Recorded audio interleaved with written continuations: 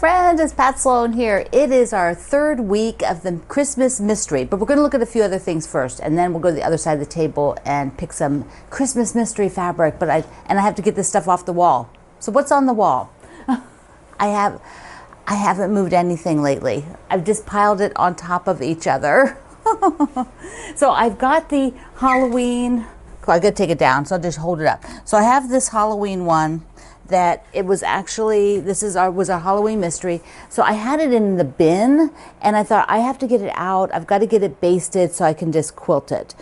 Just quilt it up really quick with some wavy stitch. That's what I'm going to do with this guy. So he's out now. I actually have a bag of like small batting pieces down here, but I don't think I actually have enough for this one. I have to take a look. There might be just a lot of like strips right now off the end of trimming away from quilts that were finished. So that has to be done. That has to be done because it was put away, and I was thinking about the other day. I thought, where is that? It's still in this bin. Plus, I have to piece a backing for it. So you'll see some more of that in the next few days because that's going to get that one done. I don't want to wait until end of September, beginning of October. I just want to do it now. So I also have the fruit cake up there, and I want to show you a mock-up of sashing for this. So let me get the other camera. Here they are. Well, they're on top of sort of on top of the critters, but you can see them. So what I did is a mock-up here of using the exact same parts that I have in the middle of the block to set the fruitcake block, but then I repeated it for sashing and a cornerstone, which I really like. I really like that concept. And then I thought, well, maybe instead of pink in the middle, I could do blue. Let's see if we can do this one-handed. So there we go. So let me pull it back. So I was thinking, well, maybe for the cornerstones, I would put a different color. It doesn't have to be blue, but I kind of like the blue. There's enough from cutting these blocks to have, it might have to be a variety of blue. But I'm also thinking that I might pull those out. So I have one more, I'm going to do one more row. It'd be 4 by 5. So there'll be 2 more rows, right? Yeah, one more column for 4 by 5. So it's 3 by 3 right now. So it'll be a bit bigger. And then I have this fabric for the backing, and maybe do a small border with it. We will see. But I really like it with the different color. Let me know in the comments here whether you like it like that or not. And I'm thinking it'll be just the same width. I think that'll work out really well. So I'm going to take these down, and we're going to put up the critters, so we can at least look at the next section of critters, and before we do the mystery piece. Oh, wait! Before that, I did the pillow. So we just went ahead and quilted the navy floral up. I really like it because it's a little bit more versatile than the nautical, and who knows, maybe someday I'll make one with the nautical as well. But this just turned out so cute. Ta-da-da-da-da-da. You can do it any way you like it, however you design, and I think it goes cute with our shark. Yes, for Shark Week. So speaking of Shark Week, I mentioned that there was a pin cushion, a shark pin cushion that's a free pattern from American Patchwork and Quilting magazine. So here it is. You do need a piece of felt, although I guess if you don't have any felt or wool for the fin, you could maybe just fuse some fabric together and stitch around with a little batting in it. Just like, and then just either pink the edges, quilt it a little bit, and you could, I've always wanted to do that pin cushion, and I never have. So somebody make it and share it. Go quick now. And while I was quilting the pillow, I went ahead and quilted this block of Harrisonburg. This is one block of Harrisonburg that I'm going to actually take to the Virginia Quilt Museum so that they can hang it up with the patterns there in the museum shop. So I'm going to be giving this to them, and I'm a little delayed because I meant to do it a while ago, but I'm also hand binding on it. I thought, well, it's just one block. I'll just go ahead and do some hand binding, the back side, and then that's almost done. It's like halfway done, and I will put that in the stuff I'm taking to the museum. All right, let me take the fruitcake down and put the next section of critters up there so we can just take a look. So I changed my mind. Let's do the Christmas next, because then I can place it here. We can look at the 3 sections together, and then I could take those down and do the critters at the end. That makes more sense, right? Okay, so there's the first 2 sections. They're so cute, and so many of you are doing such awesome trees. They are amazing. Let's go over to the other side and work on the third one. This week is called Baubles and Trinkets. So they look like Christmas balls, right? So we're going to do square and a square, and then the outside of it will be the same color as the tree, and then the inside will be the baubles and the trinkets. So I am going to use the papers because I really like the papers for doing these. And you get a 3.5 inch size, trimmed down to 3 inches, which is what the pattern says. So 3.5 inch before trimming, 3 inches after trimming. So let's take a look at my fabrics. So we have the darker section, which has 3, then the later section has 3, but they're stacked. So you can see that, so they're stacked.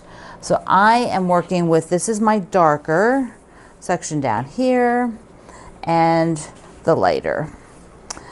And then my background is this, also from the fabric line.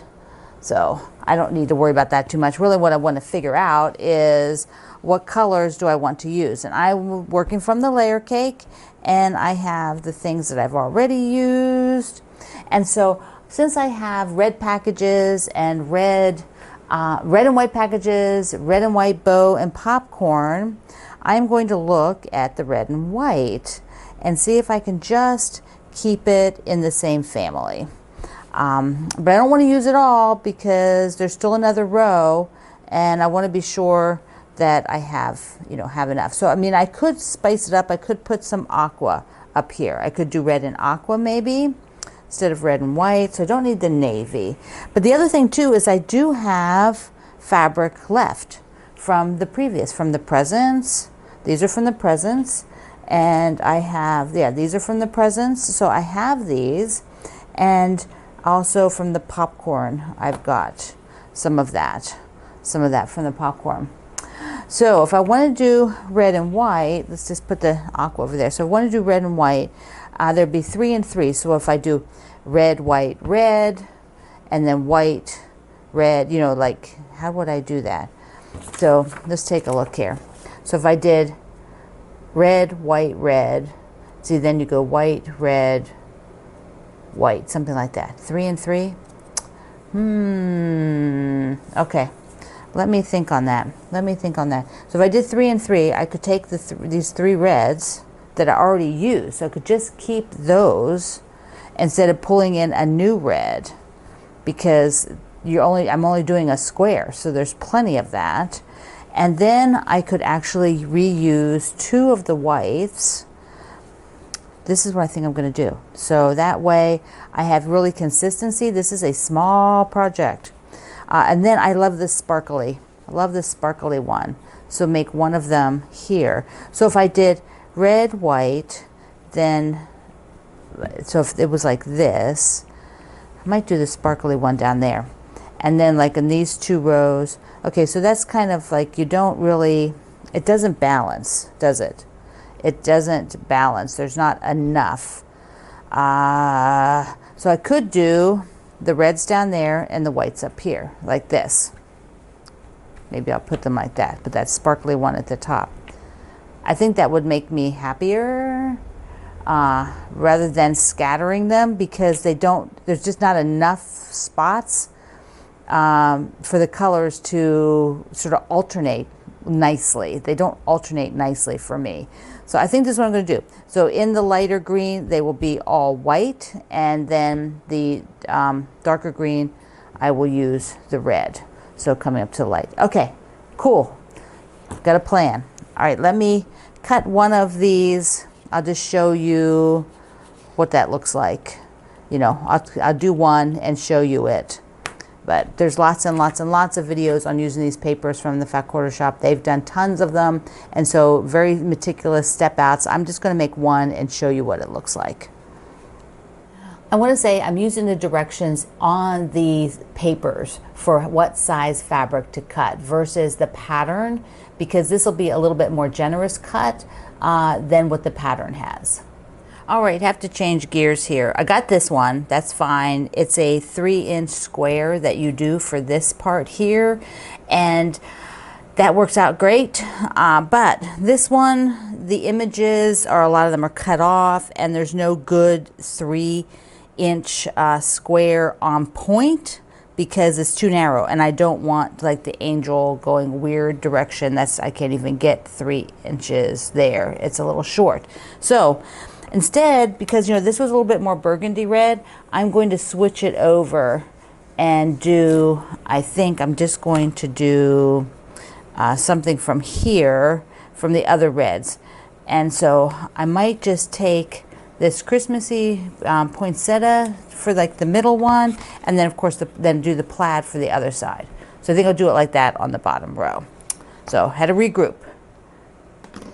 So here's the back side after I've sewn everything. So the front, you can see it's just, it's all raggy, don't have straight edges.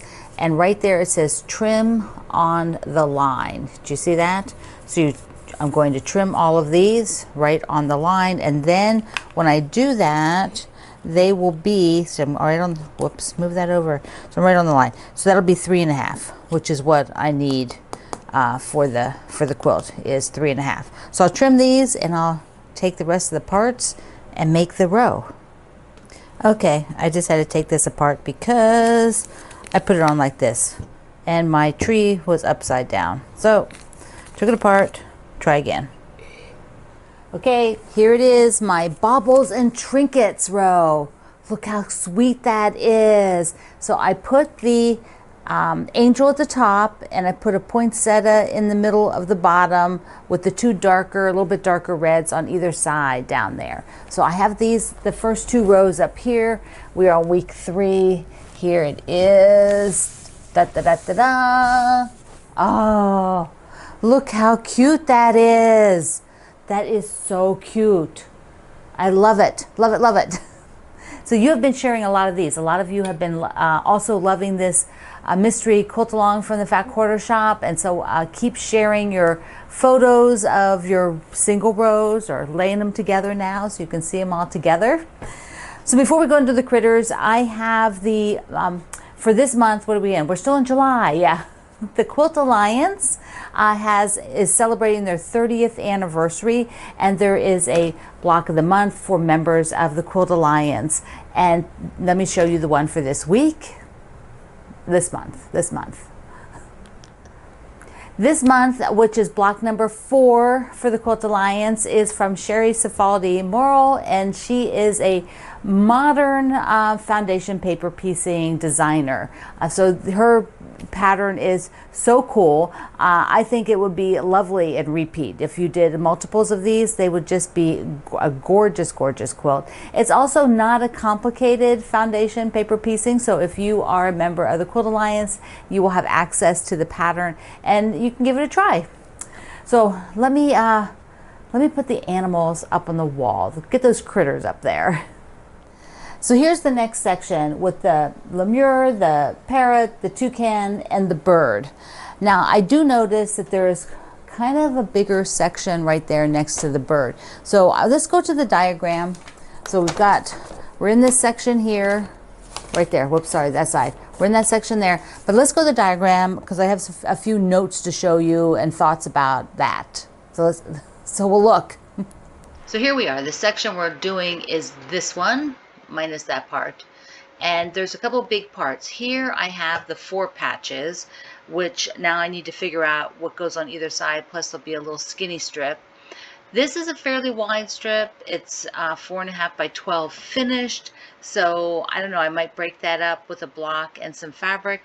And this one is really big, 7 by 10.5. So I am going to look for a smaller critter.